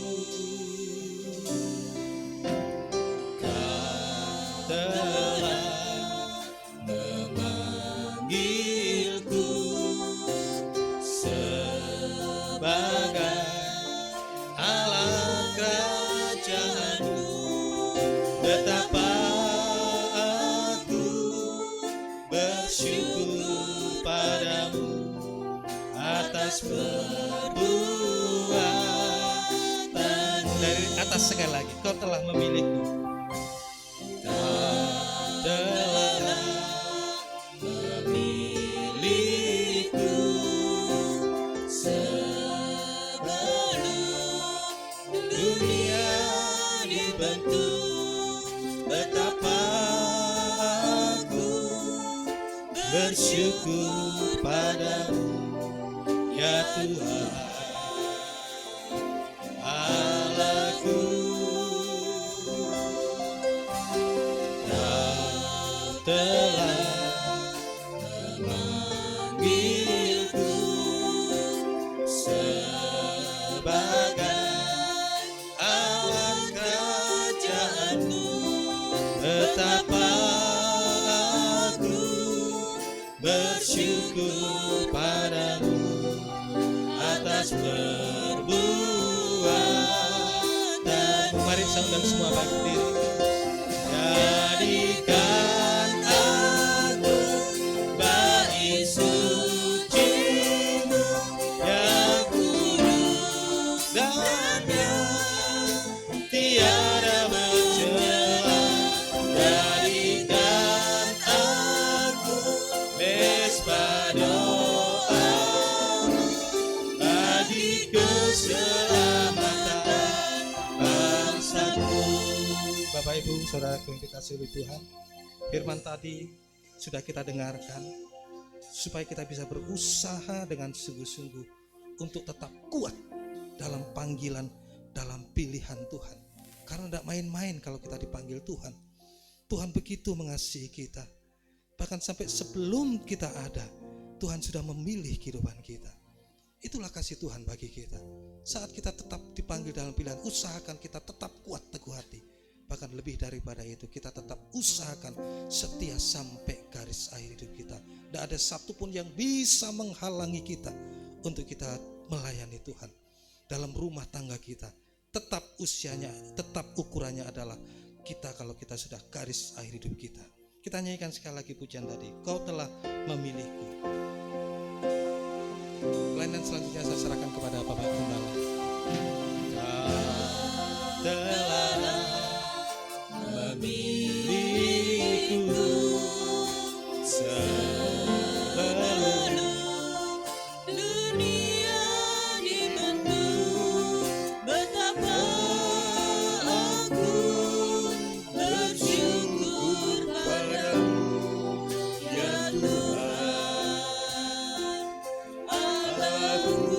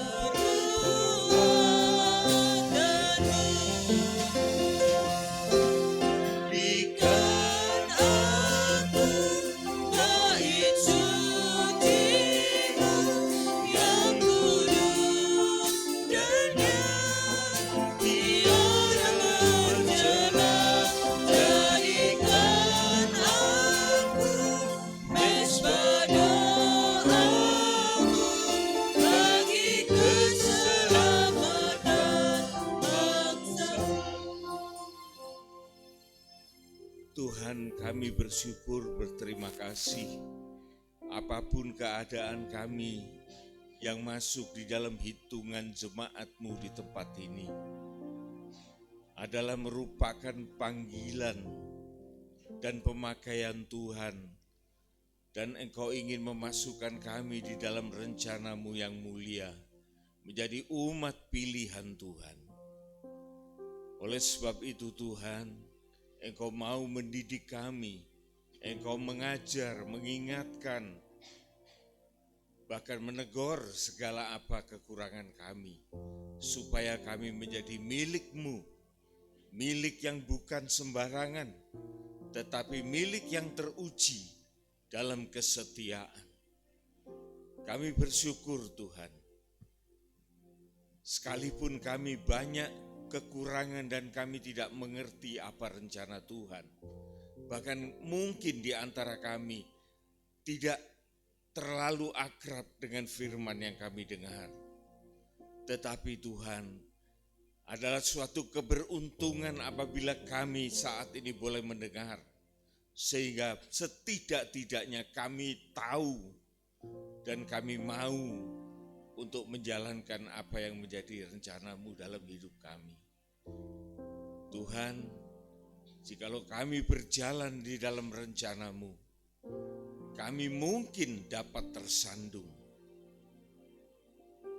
Tetapi Tuhan, sandungan-sandungan yang kami alami itu bukan untuk menjatuhkan kami, tetapi untuk mengajar kami, supaya kami tidak meniru menjadi sandungan kepada orang lain. Ataupun kami tidak pernah tersandung, oleh karena kami tidak pernah berjalan. Ini malah lebih celaka lagi Tuhan, sehingga kami tidak menjadi manusia yang berguna untuk kerajaan surga. Terima kasih Tuhan buat segala firman yang kami dengar. Berikan kami pengertian yang mendalam, supaya apa yang kami dengar bukan menjadi suatu yang hanya kami tahu, tetapi menjadi pengalaman dalam hidup kami. Engkau berkati hamba-Mu yang telah menyampaikan kebenaran firman-Mu. Engkau pakai keluarga ini Tuhan, untuk senantiasa bertekun memenuhi panggilan pilihan dan setia di dalam menjalankan segala apa yang telah Engkau utuskan dalam hidupnya. Terima kasih Tuhan. Saatnya kami akan kembali pulang ke rumah kami masing-masing, menjalankan segala aktivitas. Kami akan memintakan berkat dari Tuhan. Saudara-saudaraku yang dikasihi oleh Tuhan Yesus Kristus, terimalah segala berkat anugerah-Nya, kasih sayang dan segala pemberian yang kudus, damai sejahtera, sukacita, keselamatan yang kekal, datang dari Allah Bapa, Putra dan Roh Kudus, menyertai kami semua. Bahkan segala berkat-berkat dalam pelayanan, di dalam usaha, di dalam pekerjaan yang telah Engkau anugerahkan kepada kami. Engkau memberkati sehingga kami boleh menjadi berkat bagi sesama. Pulanglah di dalam kesejahteraan Allah menyertai kita, mulai dari hari ini, saat ini, sampai Maranatha, Tuhan Yesus datang kembali. Amin. Amin. Ada pengumuman? Ya, silakan. Baik Bapak Ibu Saudara, sebelum kita pulang ada beberapa pengumuman untuk kita semua. Untuk jadwal ibadah kita tetap sama, hari Senin jam ibadah doa penyembahan jam 5:30 pagi. Hari Rabu ibadah pendalaman Alkitab jam 5 sore. Dan hari Sabtu ibadah kaum muda jam 5:30 sore. Dan hari Minggu jam 8 pagi. Dan ibadah sekolah minggu jam 4 sore. Ada beberapa yang ulang tahun yang akan kita doakan bersama nanti. Yang pertama, berdoa ulang tahun buat Ibu Wati. Dan yang kedua, adik Aloi, cucu dari Bu Yung Yung. Dan yang ketiga, adik Irin. Dan yang selanjutnya kita berdoa juga untuk beberapa rekan kita yang sakit. Yang pertama, Saudari Happy, Ibu Liencu, Ibu Sinkwe, Ibu Timbul, Bapak Arnold, dan adik Michelle anak dari Kosoni. Dan kita juga berdoa buat saudara Andu yang dalam minggu ini berangkat magang di Surabaya. Dan nanti setelah selesai ibadah kita tetap ada latihan paduan suara. Saya kembali mengundang Bapak Gembala untuk bisa mendoakan Pak Harip. Karena kita semua tuh sama-sama bangkit berdiri.